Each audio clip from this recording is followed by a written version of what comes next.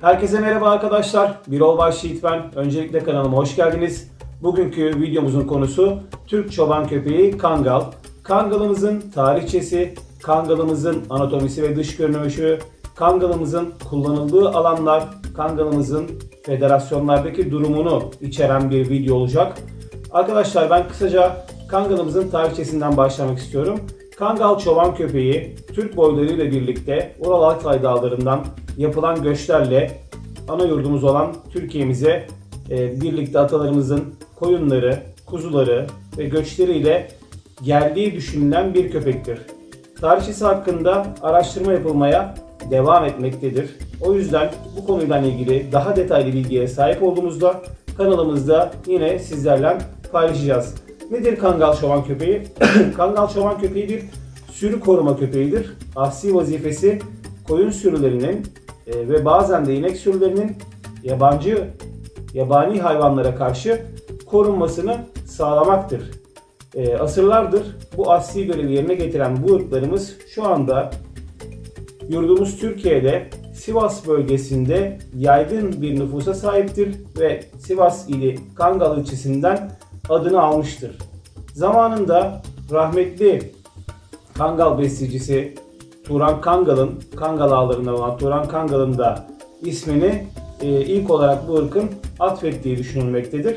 Kangal köpeği daha önce ülkemizde davar köpeği, çoban iti olarak bilinen bir köpekti. Gelelim Kangal köpeğinin fiziksel anatomisine ve fenotipine, yani Türkçe kelime karşılığıyla Kangal köpeğimizin dış görünüşüne. Kangal köpeğinin oldukça karakteristik bir dış görünüşü vardır. Belirgin bir siması ve belirgin bir fiziksel yapısı vardır. Diğer çoban köpeklerine göre farklı bir post yapısı vardır. Bunlardan kastım Aksaray Malaklısı ve Aro köpek diye tabir ettiğimiz Anadolu çoban köpekleri, Akbaşlar ya da Karadeniz Dağ çoban köpeği ya da Boz çoban köpeğinden farklı bir post yapısına sahiptir. Ama bütünüyle konuyu işleyecek olursak kinoloji bilimi köpekleri ilk önce kafa yapılarından incelemeye başlar. Daha sonra gövde, beden ve kuyruk yapıları, daha sonra post, renk ve diğer konuları sırasıyla ele alır. Kangal köpeğini diğer çoban köpeklerinden ayırt etmemizi sağlayacak en önemli özellik karakteristik bir kafa yapısının olmasıdır. Kangal köpeğinde alın stopluğu oranı, yani alın stopundan kastımız şu an ekrana gelen görselde de siz rahat bir şekilde görebileceksiniz. Alın stopundan kastımız göz çukurlarının olduğu noktanın, göz kaşlarının olduğu noktanın altında belli belirsiz bir stop vardır. Neredeyse kafa yapısında alnı düze yakındır. Yani göz kemerleriyle burun somağının birleştiği nokta neredeyse düze yakın şekilde gelir ve karakteristik bir kendine has bir görünümde üçgenimsi bir kafa yapısı vardır. Gözleri çekik ve sürmelidir.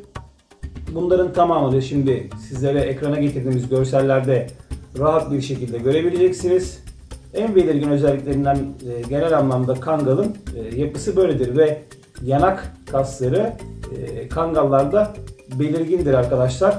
Köpeğin dudakları çok sarkık değildir. Kendine has maksimum olabileceği sarkıkları da yine size görsellerde, resimlerde göstereceğim. Etli ve kalın bir dudak yapısına sahiptir. Dudak yapısı ince değildir. Köpeğin tahriye dudakları yine aşağıya doğru çok sarkık bir yapıya sahip değildir. Kangal köpeğinin genel anlamda kafa yapısı şu anda örnek resimlerde de gösterdiğimiz kafa yapısına sahiptir. Evet, doğal safkan ırklarda bu ufak tefek değişiklikler ve oynamalar gösterebilir mi? Gösterebilir ama mümkün olduğunca dış görünüşü anlamında en doğru örneğe sahip olan köpekler üretilmeli ve çoğaltılmalıdır. Onların damızlık kaliteleri kontrol edilmelidir. Gelelim genel anlamdaki Kangal köpeğinin gövde yapısına. Bazen kare orantılı diye kullandığımız tabir yanlış anlaşılabiliyor. Kangal köpeğinin genel fizik yapısı dikdörtgendir ama kareye yakın bir dikdörtgendir. Çok uzun sallı olması makbul değildir. Bundan çok kısa sallı olduğu anlamı da çıkartılmasın.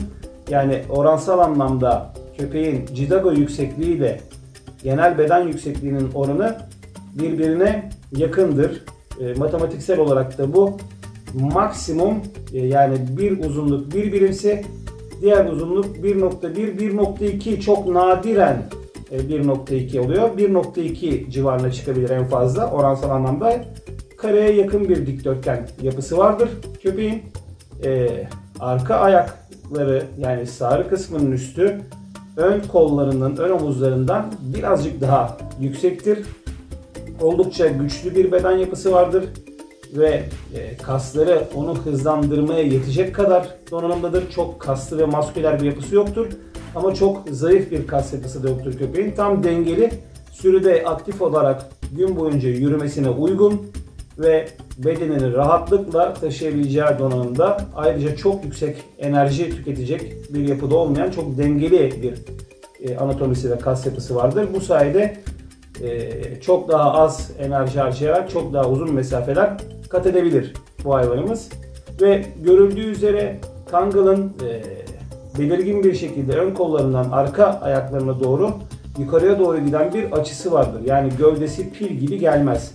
Arka ayaklarına doğru, yukarıya doğru çekilen bir karın yapısı vardır Kangal köpeğinin. Bu da en karakteristik çoban köpeği özelliklerinden birisidir. Aksaray Malaklısı köpeği ile aralarındaki fark, şu anda Kangal köpeğini ve Aksaray Malaklısını aynı anda ekrana, resimlerini getirecek olursak gövde yapılarındaki bariz farklılıkları net bir şekilde görebileceksiniz arkadaşlar.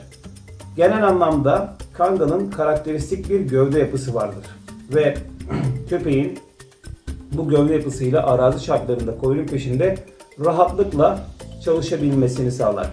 Gelelim Kangal köpeğimizin kuyruk yapısına. Birçok kangalcının tabiriyle simit kuyruk denilen bir yapı vardır ve köpek kuyruğunu sırtına doğru tam tur sarar. Hatta bazen bu tam turun da üzerinde olabilir. Çift burgu dediğimiz örnekler de vardır. Köpeğin kuyruğunu tam anlamıyla sarmaması melez olduğu anlamına gelir mi? Hayır, gelmez, ama karakteristik bir kuyruk yapısı vardır. Kangal köpeği en azından kuyruğunu hafifçe sırtına alıp dokuz yapabilmelidir. Dümdüz sopa gibi kuyruğu olan, ucunda bile kıvrık olmayan yapıda ben çok fazla köpek görmedim. Çok da makbul olduğunu düşünmüyorum bu kuyruk yapısına sahip olan köpeklerin. Ayrıca kuyruk çıkışları diğer çoban köpeklerine göre daha kalındır. Daha dolgun ve kalın bir kuyruk yapıları vardır Kangal köpeğinin. Onları da size şu anda ekrana gelen resimlerden ve görsellerden mümkün olduğunca göstermeye çalışacağız. Bu da karakteristik bir Kangal işaretidir. Genel anlamda köpeklerin kuyruk yapısı böyle olabilir. Renklerine değinecek olursak Kangal köpeklerinin bizim krem boz renk dediğimiz renkten koyu kırçıla kadar çeşitli tonlamalarda olabilir. Bazen maskeleri silik, bazen maske yapıları daha koyu yapıda olabilir. Çok nadiren de olsa çapar, ala ya da tam siyah renklerde görünen örnekleri de vardır. Ama benim kendi kişisel düşüncem, bu renk yapısını çok makbul bulmuyorum. Popülasyondaki en büyük çoğunluk boz karabaş ve koyu kırçıla doğru giden gri tonlarında değişen renklerdir. Onları da farklı farklı örnek resimlerle ekrana getireceğiz ve orada farklı renk kombinasyonlarını görebileceksiniz. Ve sizlerden bir ricam var. Birçok 5-6 ya da 10 resmi şu anda arka arkaya Kangal anlamında videoda geçireceğim. Burada bir göz filtrenizin oluşmasını istiyorum. Köpeğin kafa yapısıyla, beden yapısıyla, kuyruk yapısıyla, genel anlamdaki renk yapısıyla gözünüzde bir Kangal filtresi oluştuğunu düşünüyorum. Evet, bu örnekleri çok daha fazla görmeye başladığınız zaman bu Kangal filtreniz daha iyi oturuyor arkadaşlar ve çoban köpeklerin arasında hangi köpek Kangal, hangi köpek değil, bunu dış görünüme göre 3 aşağı 5 yukarı daha sağlıklı irdeleyebilir hale geleceksiniz. Şimdi gelelim federasyonlardaki Kangal köpeğimizin durumuna. Bu konuda birkaç yüzeysel bilgi verdikten sonra secere ve ıslah konusundan birleştirip her ikisini tek başlık altında toparlayarak size aktarmaya çalışacağım. Ülkemizde şu anda köpek ırkları ile ilgili aktif olarak görev yapan 3 tane federasyon vardır arkadaşlar. Bunlar KIF, AVKIF ve UKİFET isimleri altında kurulmuş olan organizasyonlardır. KIF Federasyonu uluslararası mecrada FCI'den partnerdir. Avkıf Federasyonu Allianz'dan partnerdir. UKİFED Federasyonu'nda Global Kinoloji Akademi ile partnerlik yapmaktadır.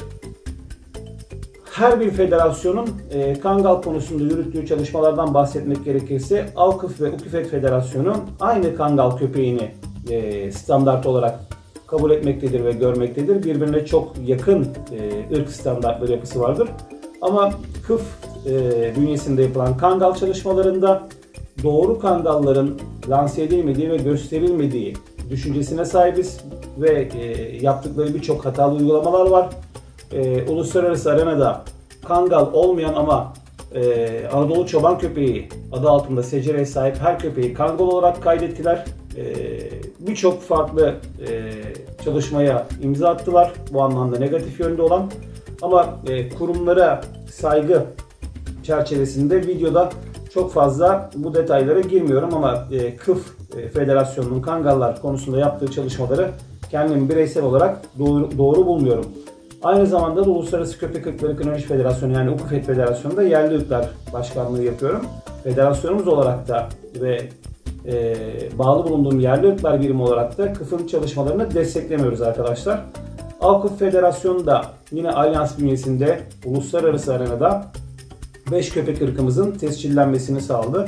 Kendilerini bu yüzden tebrik ediyorum. Aynı zamanda da geçtiğimiz yıllarda İspanya'da yapılan dünya yarışmasında Kangallarımızda birincilik kazandılar. Bu uluslararası arenada Kangallarımızı göstermek anlamında çok doğru ve güzel bir işti.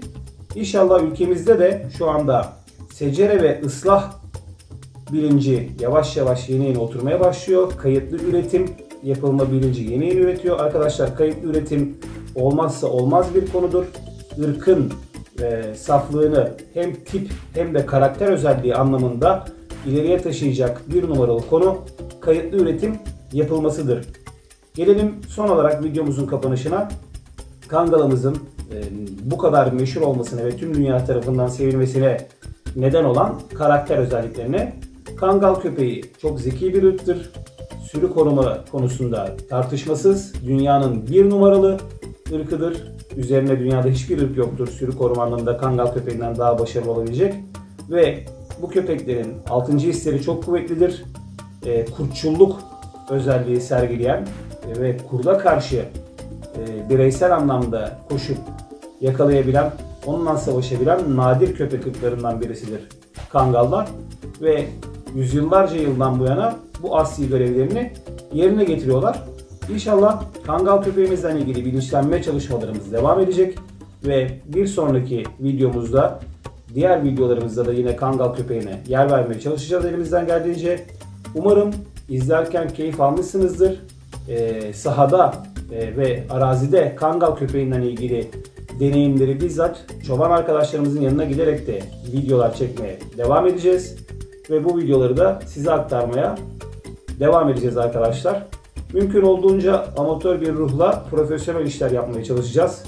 Sizlerden ricam videoyu beğendiyseniz like atmayı unutmayın ve kanalıma abone değilseniz lütfen abone olun. Benzer içerikte videoların devamını gelmek istiyorsanız da yorumlara bunu belirtebilirsiniz. Farklı içeriklerde videolar izlemek istiyorsanız da yorumlara bunu iletebilirsiniz. İzlediğiniz için teşekkürler. Umarım keyif almışsınızdır. Görüşmek üzere arkadaşlar.